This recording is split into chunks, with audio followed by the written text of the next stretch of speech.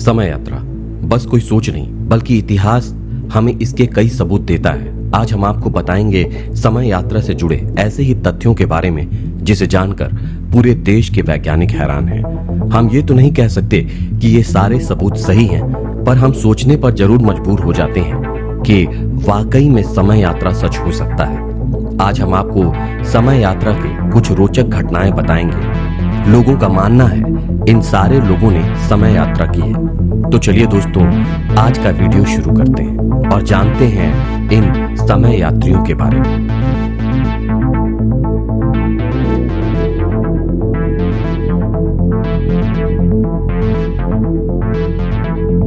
Time travelling hipster internet में सबसे ज्यादा प्रसिद्ध समय यात्रा के विवादित सबूत के रूप में ये फोटो रहा है। लोगों का मानना है कि ये व्यक्ति एक समय यात्री है। ये फोटो ब्रालोर्ने पायनियर म्यूजियम की संपत्ति है, जो कि पहली बार 2004 में लोगों को दिखाया गया था। फोटो में पीछे लिखी तारीख से पता चलता है कि ये फोटो सन 1940 की है, जो कि reopening of South Fork Bridge के मौके पर लिया गया था। फोटो में खड़े व्यक्ति के बारे में लोगों का मानना है कि ये व्यक्ति के कपड़े सन 1940 के वेशभूषा शैली से काफी आधुनिक है। साथ ही व्यक्ति के हाथ में एक डिजिटल कैमरा पकड़ा हुआ है, जो कि आज के फोटो कैमरा जैसा लगता है। लोग इस व्यक्ति के कपड़े तथा सन ग्लासेस की वजह से मानते हैं कि उस वक्त ऐसे आधुनिक चीजें फैशन में नहीं थीं और इस तरह का कैमरा तब आविष्कार में थे ही नहीं। इन सब बातों को लेकर लोग ये मानते हैं कि ये व्यक्ति आधुनिक समय का कोई समय यात्री है, जो समय यात्रा करके उस समय में गया था और संयोगवश इस फोटो में कैप्चर कर लिया गया है। फोटो के विपक्ष में भी काफी बातें कही गई कि ये फोटो असली नहीं है, बल्कि इसे फोटोशॉप किया गया है और स्रोत से पता चलता है कि ये फोटो एकदम असली है, जिसे किसी भी प्रकार से छेड़छाड़ नहीं की गई है। और सबूत के तौर पे फोटो को वर्चुअल म्यूजियम ऑफ कनाडा के वेबसाइट पर देखा जा सकता है। फिर सवाल ये उठता है कि क्या ये व्यक्ति वाकई में एक समय यात्री था? स्रोतें कुछ और भी बताती हैं। कई वेबसाइट व्यक्ति के फैशन के बारे में सफाई देते हुए कहती हैं कि ये पहने गए कपड़े और सन ग्लासेस उतने भी आधुनिक नहीं हैं जितने उस समय को देखते हुए लगते हैं, बल्कि उस समय के दुर्लभ फैशन में आते हैं। श्रोते जो भी कहें, पर आज भी इस व्यक्ति के आधुनिक पहनावे की वजह से लोगों के बीच रहस्य बना हुआ है। Mann's Chinese Theatre. ये घटना सन 1928 की है। तस्वीर में देखी जाने वाली ये लेडी सेलफोन से बात करती हुई दिखाई देती है। ये तस्वीर हॉलीवुड में हुए मेंस चाइनीज थिएटर फुटेज की तस्वीर है, जिसमें ये दिखाता है कि ये बूढ़ी औरत बाएं हाथ को अपने कान पर इस तरह लगाकर जा रही है, जैसे आज के समय अनुसार वो सेलफोन पर बात करते हुए जा रही हो। लेडी के आसपास कोई भी नहीं है, जिससे ये अंदाजा लगाया जा सके कि वो अपने आसपास के किसी व्यक्ति से बात करते हुए चल रही है, सिवाय एक आदमी के जो उससे काफी दूरी पर है और वो चला जाता है। इस फोटो का पता फिल्म मेकर जॉर्ज क्लार्क ने लगाया। हम तो ये नहीं कह सकते कि ये लेडी एक समय यात्री है, पर आज तक इस लेडी के बारे में स्पष्ट जानकारी ना होने के बाद लोग इसे समय यात्री ही मानते हैं। Rudolph French.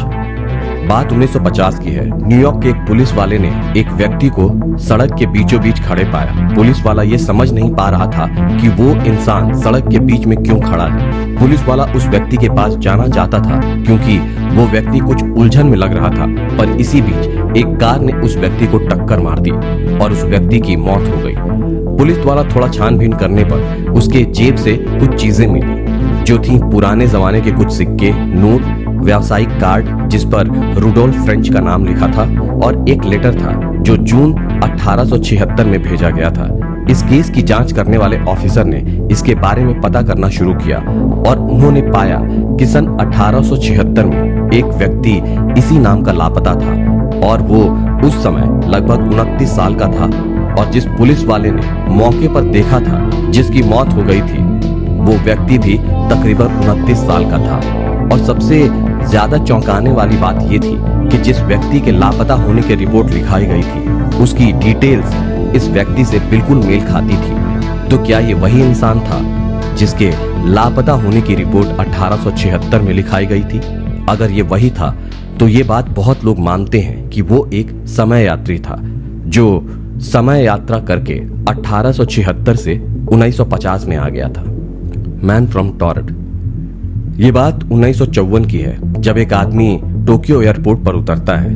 जब उसका पासपोर्ट देखा जाता है तो उसके पासपोर्ट में ये पाया गया कि वो इंसान एक टॉरंट नामक देश से है।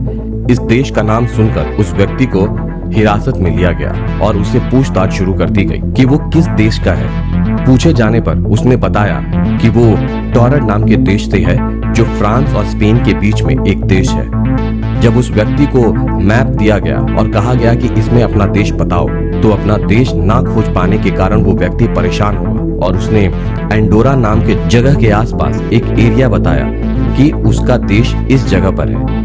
और उसने ये भी बताया कि उसने एंडोरा का नाम कभी नहीं सुना है।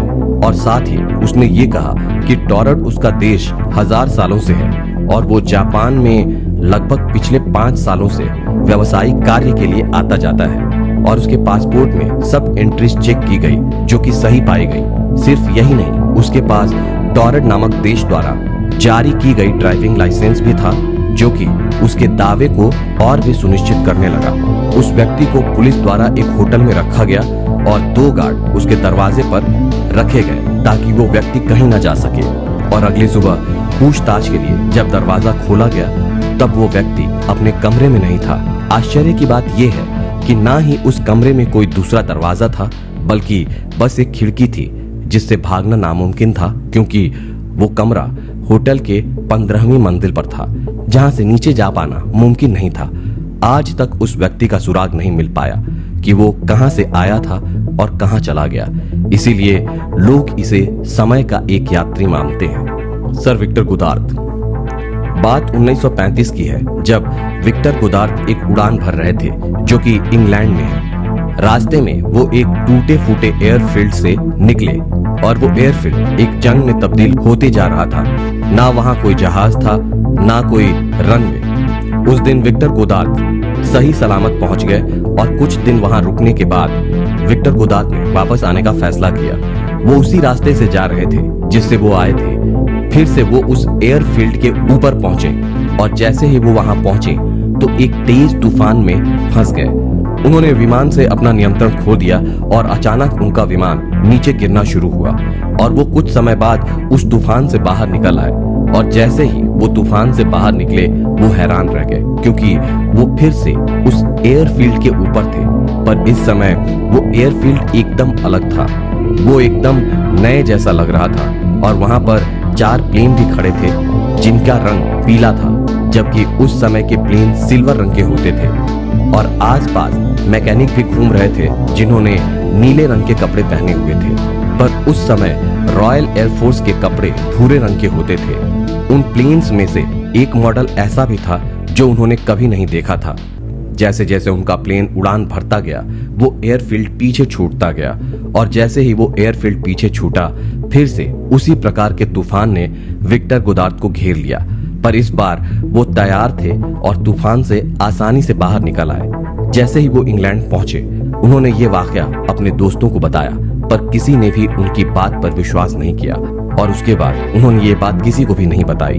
और जब 1975 में उन्होंने एक किताब लिखी जिसका नाम था फ्लाइट टुवर्ड्स रियलिटी, उसमें उन्होंने ये बात कही। और दोस्तों, चौंकाने वाली बात यह है कि इस घटना के लगभग 4 साल बाद 1939 में रॉयल फोर्सेस की ड्रेस नीली हो गई थी और प्लेन भी पीले रंग की कर दी गई थी और एक नया प्लेन भी आ गया था जिसका नाम था मैजेस्टार। सारी चीजें बिल्कुल वैसी ही हो गई थी जैसा विक्टर गोदार्द ने 4 साल पहले देखा था।